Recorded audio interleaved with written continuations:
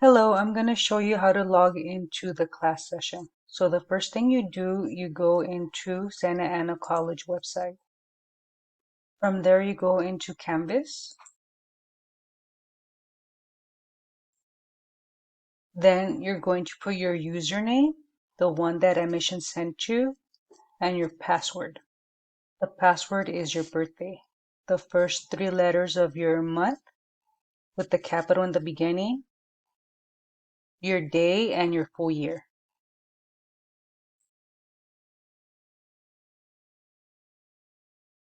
Then you find the class. The class is ESL 306. You click on it. Then from there, you're going to go to Confer Zoom.